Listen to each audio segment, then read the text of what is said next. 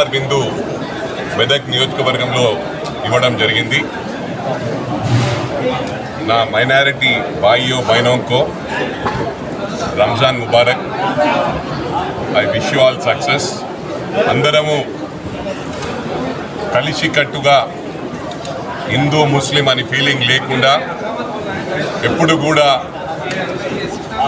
అన్ని మతాలను కాంగ్రెస్ ప్రభుత్వం ఎప్పుడు కూడా సమానంగా చూస్తుంది. ఒక కాంగ్రెస్లోనే అన్ని మతాలకు సెక్యూరిటీ ఉంటుందని చెప్పి కూడా ఈ సందర్భంగా తెలియజేస్తున్నాను. Thank you very much.